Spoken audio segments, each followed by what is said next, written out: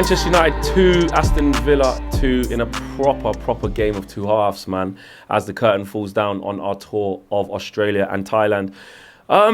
Let's start with the negatives. Because I feel that the negatives are important, and actually the negatives are something for us to learn from and take forward. They were really important that we saw them today, and I'm actually glad that we saw these negatives. Obviously, don't want a team to concede goals and not play well, but I think in the evolution under Erik ten Hag and the evolution in this team, it was important to remember that there's still that in our game. So the negatives was the second half that we just kind of, the intensity wasn't there, mistakes were there. And this is not just, I'm not talking about the second string that come on. This is actually the first team that played in the first half that played so well. We just came out in the second half and it looked like Steven Gerrard got into his players and, up the ante, up the intensity. And we just kind of stayed static. I don't even think we kept the same level that we had in the first half. We actually came down. We were rushing on the ball. Martial couldn't hold it up anymore. Fullbacks were getting run past. There were gaps in midfield. There were mistakes in midfield.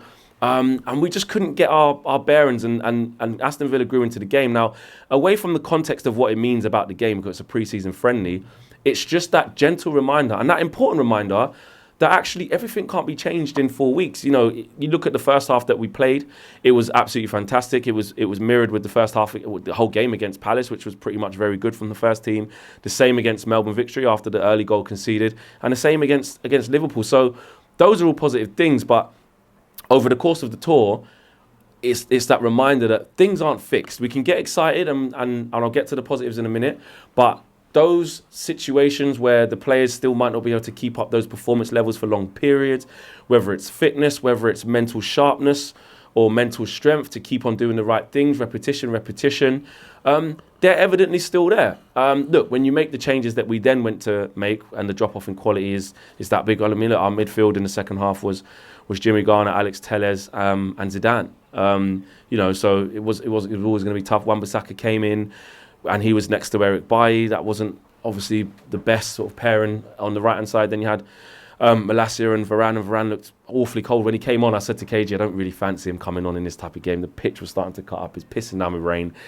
I see him as someone who just needs to start or he doesn't play. And it was just a very bitty performance in the second half. But look, I don't want to spend too much time on them negatives, but I wanted to start with that because it's important that we saw it. But more importantly, it's important that Erik ten Hag sees it. And look, he trains with these guys day in, day out.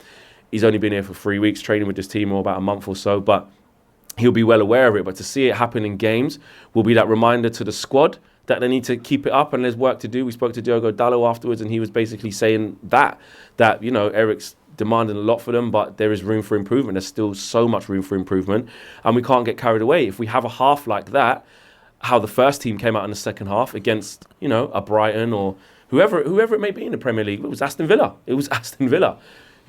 Then you're going to be asking for trouble. So look, that's the negatives, but overall, it's still positive, man. It's still positive because you look at how that team played in the first half, complete dominance. It was controlled. It was methodical. It was very deliberate.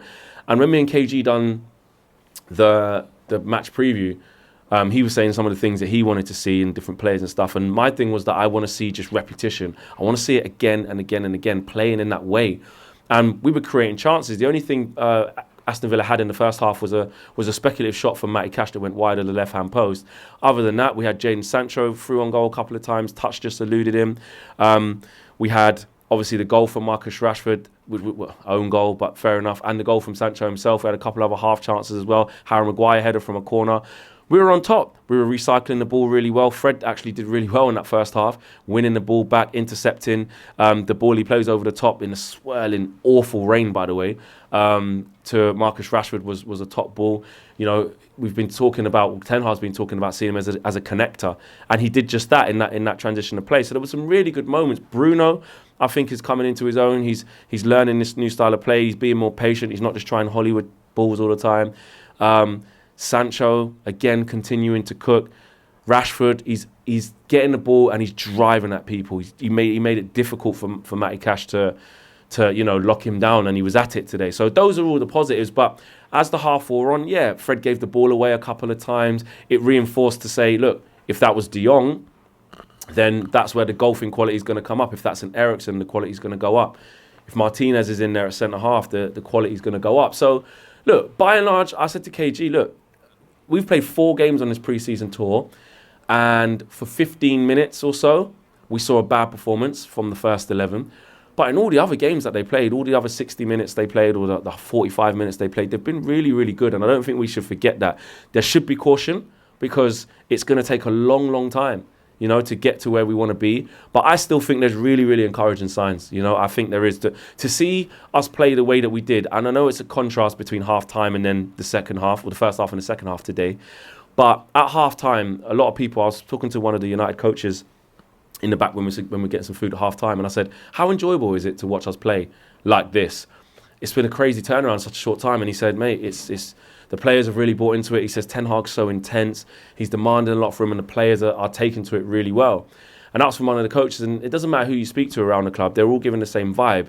And even if you think it may be lip service, it proves that it's not lip service, because for the majority of the games, we've played well. For the majority of the game, we've implemented a complete new style of football that you can definitely see. You know, even speaking to Diogo Dalot, he's cooking. You know, he's getting forward, he's looking good in the tackle, he's driving forward, he's getting crosses into the box. You know, we've questioned his delivery sometimes, but he's managing to do that now, and he's feeling confident.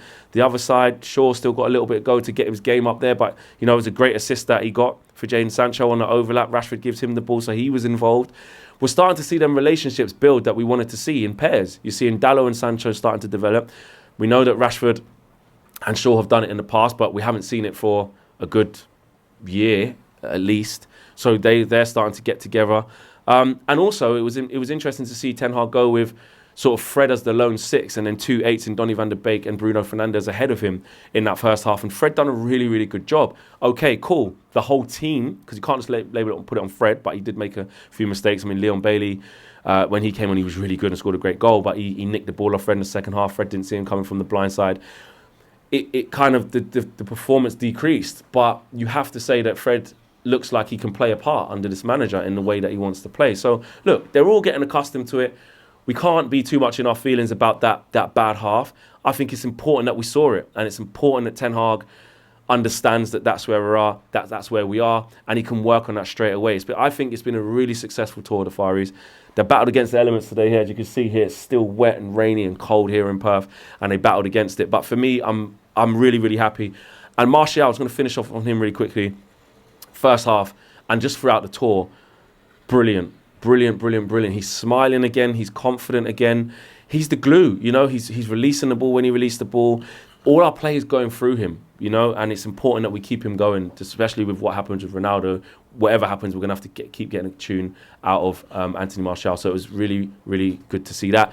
My player of the the tour, I'm actually going to say Martial, because I think it's the biggest come-up compared to where he was last year, where he's almost getting laughed at for an unsuccessful loan spell at Sevilla. Couldn't get much out of him. Looked like he was one of the first out the door, one of our most sellable assets between him and Dean Henderson. Okay, then you add Wan-Bissaka into that, but we were looking at him and Dean Henderson as being the bulk of being able to raise some extra cash for some transfers.